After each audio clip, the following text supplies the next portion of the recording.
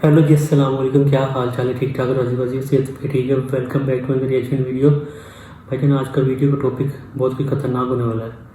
Indian भाई बस नाराज़ ना हो मेरे और इसी तरह सपोर्ट करते रहें। यार सब्सक्राइब नहीं करते आप लोग, देख के भाग देते हो, तो आज लाजमी सब्सक्राइब करके जाना है। पूरी वीडियो एंड तक देखनी है।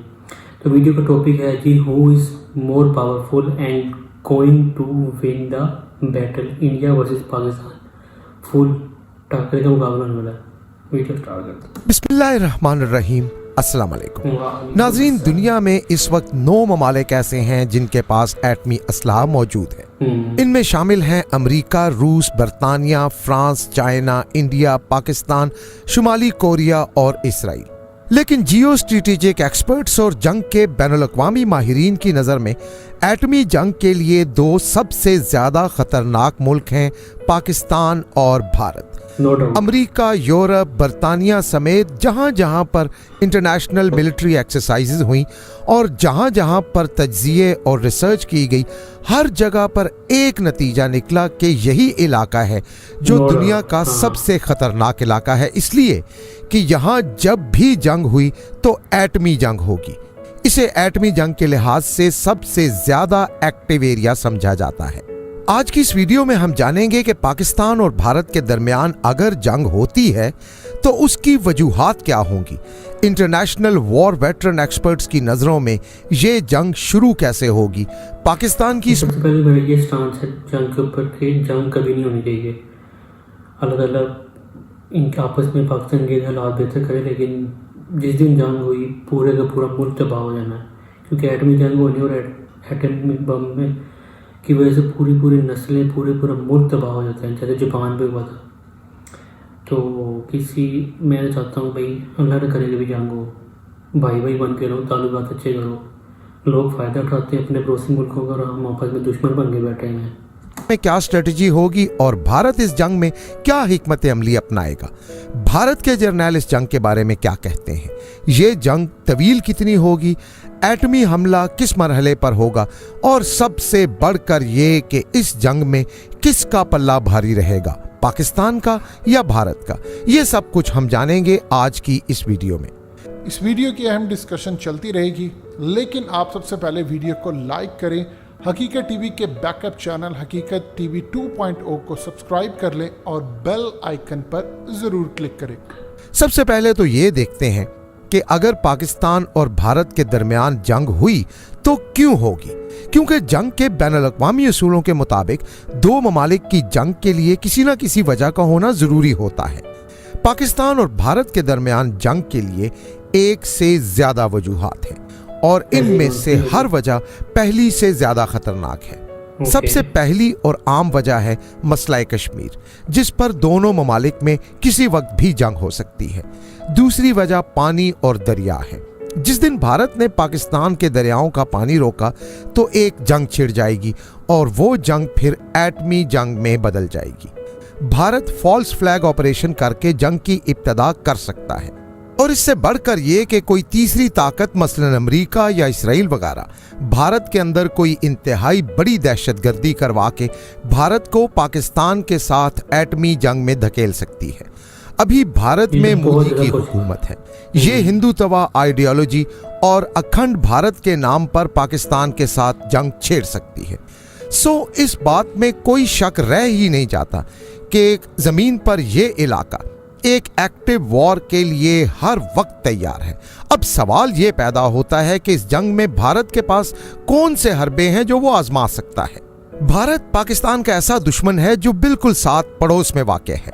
पाकिस्तान की फजाई, समंदरी और जमीनी तीनों हदूद डायरेक्टली भारत के साथ लगती हैं। जंग की सूरत में भारत यकीनन इन तीनों मैदानों का इंतखाब करेगा और कभी भी सिंगल अटैक नहीं करेगा, यानी जंग में भारत पाकिस्तान के खिलाफ तीनों ऑप्शंस इस्तेमाल करेगा।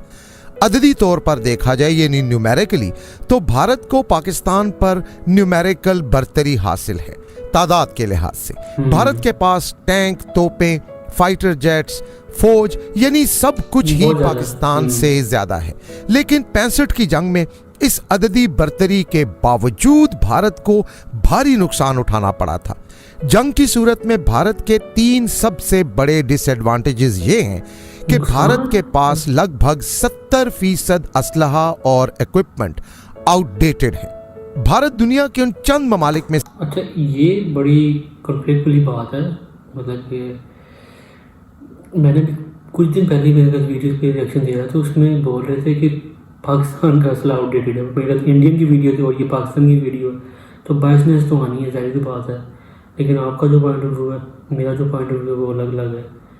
आप लोगों का पॉइंट ऑफ व्यू ये होगा कि क्योंकि मेरी ज़्यादा इंडियन ऑडियंस है, जाहिर सी बात है, उनका पॉइंट ऑफ व्यू ये होगा कि पाकिस्तान का असला आउटडेटेड है, और ये जनाब कह रहे हैं कि इंडियन असला आउटडेटेड है।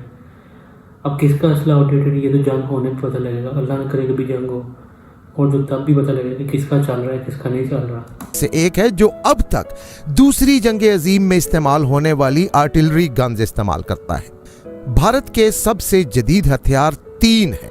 नंबर 1 राफेल तैयारे जो भारत ने फ्रांस से खरीदे हैं। नंबर 2 S-400 जो भारत ने रूस से खरीदा है। और नंबर 3 एयरक्राफ्ट कैरियर जो कि भारत खुद बना रहा है।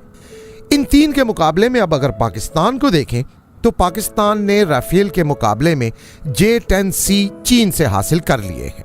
मिसाइल डिफेंस के लिए पाकिस्तान के पास चाइना का HQ-9 एयर डिफेंस मौजूद है, और एक्स्ट्रा लेयर के लिए पाकिस्तान अपना मिसाइल डिफेंस सिस्टम खुद बना रहा है, जबकि एयरक्राफ्ट कैरियर तो पाकिस्तान के पास मौजूद नहीं है।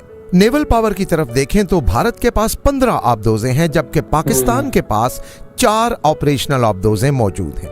बहरिया के मामले में पाकिस्तान का अटैक से ज्यादा डिफेंस मौजूद है, क्योंकि पाकिस्तान के पास ऐसे आलात मौजूद हैं जिनकी मदद से आबदोजों का सुराग लगाकर उन्हें आसानी से तबाह किया जा सकता है। दोनों ममालिक एटमी कुव्वत हैं, इसलिए पाकिस्तान और भारत जंग की सूरत में फजाई हमला करने से ज्यादा फजाई दिफा पे सबसे ज्यादा फोकस करेंगे। जंग का उसूल है कि तब तक आप अगले पर हमला ना करें जब तक आपका अपना दिफा मजबूत ना हो। पाकिस्तान के एटमी मिसाइल हमलों से बचने के लिए भारत ने पिछले तवील अरसे से अपने एयर डिफेंस पर बहुत ज्यादा पैसा खर्च किया है। रूस के S-400 के अलावा भारत अपने एयर डिफेंस के लिए अमेरिका की तरह NASAM आई एयर डिफेंस सिस्टम भारत में डिप्लॉय करना चाहता है। इससे भारत के पास मल्टीपल एयर डिफेंस लेयर्स होंगी। इसका फायदा यह है कि दुश्मन के भारी हमले की सूरत में अगर एयर डिफेंस की पहली सतह तबाह हो जाए तो फिर भी दूसरी और तीसरी सतह मौजूद रहती है और दुश्मन का भारी फजाई हमला नाकाम रहता है। अब भारत चूंकि चीन के खिलाफ अमेरिका का इत्तेहादी बन चुका है, इसलिए यह सोचा और समझा जा सकता है कि अगले 1 से 1.5 साल के अंदर अंदर अमेरिका भारत को यह डिफेंस सिस्टम मुहैया कर सकता है। भारत का असल मसला सन 2001 से अब तक जिस पर भारत सबसे ज्यादा परेशान है वो है 2 फ्रंट वॉर डॉक्ट्रिन। यानी भारत को यह खौफ है कि जिस दिन चीन या पाकिस्तान में से किसी एक के साथ भी उसकी लड़ाई हुई तो जवाब में दोनों ममालिक उससे लड़ पड़ेंगे। पिछले 20 साल गुजरने के बावजूद भारत आज तक 2 फ्रंट वॉर डॉक्ट्रिन का कोई तोड़ नहीं निकाल सका। उधर खुद अमेरिका भी इंडियन फोर्सेस की कमांड की 2 फ्रंट वॉर डॉक्ट्रिन पर कंफ्यूजन से परेशान है। एक जनरल कुछ कहता है, वो रिटायर हो जाए तो नया आने वाला जनरल कुछ और कहता है। जनरल MM नरवाने कहता है कि हम 2 फ्रंट वॉर की सूरत में प्राइमरी थ्रेट यानी पाकिस्तान पर अग्रेसिव रिस्पांस देंगे, जबकि सेकेंडरी थ्रेट यानी चीन पर हम डिफेंसिव रहेंगे। ये एक लिहाज से इस बात का ऐलान है कि भारत चीन से लड़ नहीं सकता। एक रिटायर्ड भारतीय जनरल का यह भी कहना है कि चीन के मुकाबले अच्छा मैं अभी बता दूं, फिर ये ना कहना कि पाकिस्तान की साइड लेता है। भाई मुझे खुद लग रहा है कि पाकिस्तान की साइड लेके वीडियो बनी हुई है प्रॉपर, क्योंकि पाकिस्तान ने बनाई हुई है। पता लग रहा है कि पाकिस्तान को वो डिफेंड कर रहा है और पाकिस्तान की हिमायत कर रहा है और इंडिया को उल्टा बोल रहा है। ऐसा पॉसिबल नहीं है। जब जंग होनी है तो इंडिया फिलहाल ताकतवर बहुत है, ठीक है, और उनके पास फौज बहुत है, सीधी बात है। तो इतना आसान नहीं होगा जितना आसान ये कह रहा है। में भारत के पास डिफेंसिव रहने की सलाहियत भी नहीं, इसलिए हम चीन के साथ तो डिप्लोमेटिक जंग ही लड़ेंगे। एक लिहाज से देखा जाए तो बात दुरुस्त भी है, इसलिए कि सन 2018 तक भारत के पास रिजर्व गोला बारूद सिर्फ 10 दिन की जंग का था।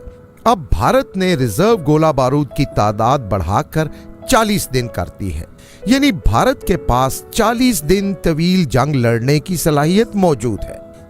पाकिस्तान के पास रिजर्व असलहा 3 माह की जंग के लिए है।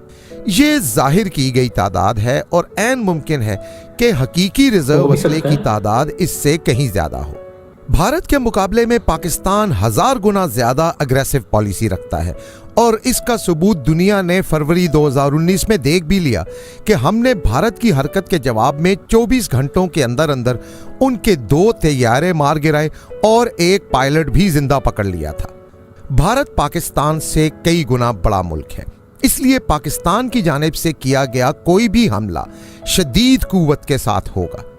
पाकिस्तान भारत पर हमले की सूरत में रिवायती के अलावा गैर रिवायती जंग के तरीकों पर ज्यादा इन्हिसार करेगा, जिसमें पहली तरजीह ये होती है कि दुश्मन की अहम इंस्टॉलेशंस को बगैर फिजाई हमले के तबाह किया जाए।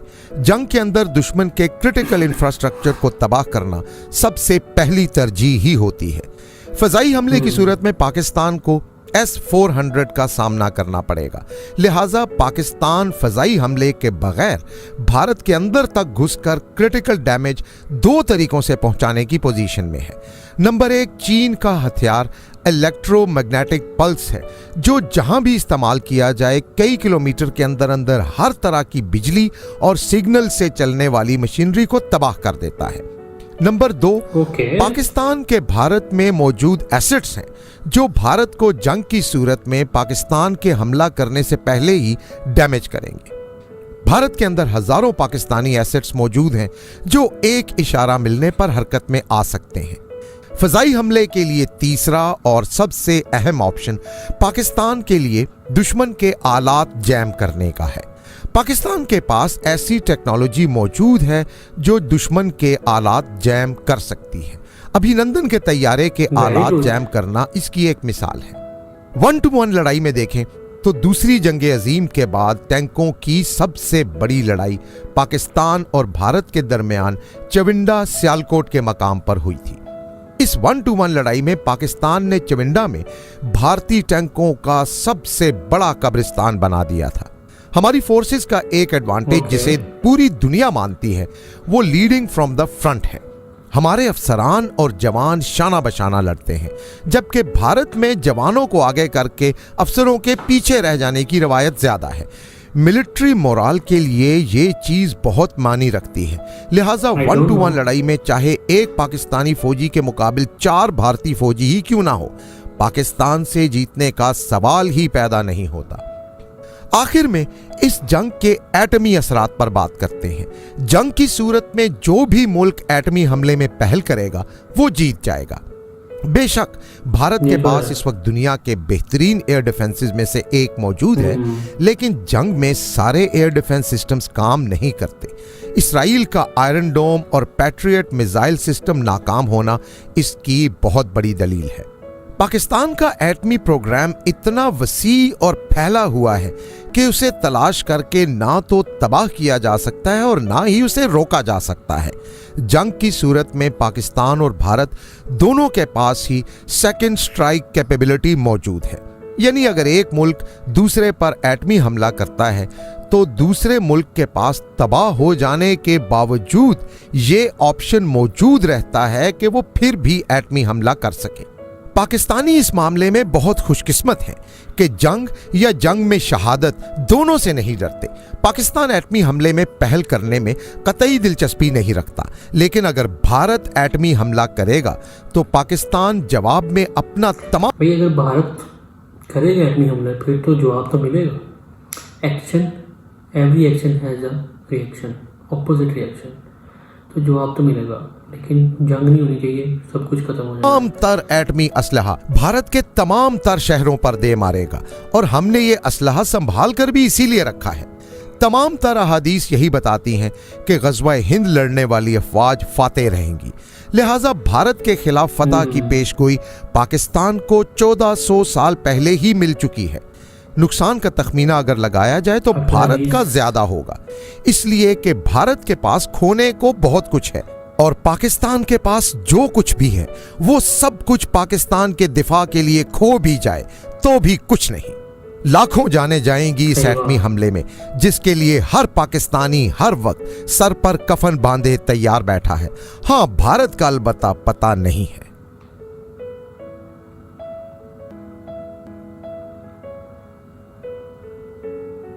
हकीकत टीवी के बैकअप चैनल हकीकत टीवी 2.0 को तो भाईजान आप लोगों ने देख ही लिया कि अगर अल्लाह न करे अगर हो जाती है पाकिस्तान और इंडिया की जंग तो कौन जीतेगा। ये भाई के मुताबिक हकीकत टीवी के मुताबिक तो पाकिस्तान जीत रहा है, बड़े मार्जिन से जीत रहा है, लेकिन ऐसा पॉसिबल नहीं है। इंडिया की छोटी आर्मी नहीं है, इंडिया दुनिया की बड़ी आर्मी में से एक है और पाकिस्तान भी अच्छी है, लेकिन इंडिया के पास अफवाज बहुत है। लेकिन हम मुकाबला तो डट के करेंगे, सीधी सी बात है। और जब गज़वा हिंद का वाक़या हदीस में आ गया तो नो डाउट पाकिस्तान जीतेगा। और ये मेरे हिंदू भाई नहीं मानेंगे, लेकिन हो के फिर यही रहेगा, मानो या ना मानो हो के रहेगा। खैर, आप लोग इस बारे में क्या पॉइंट ऑफ व्यू है कमेंट में लाजमी बताना। मिलते हैं फिर नेक्स्ट वीडियो में, तब तक के लिए बहुत सारा ख्याल रखिएगा।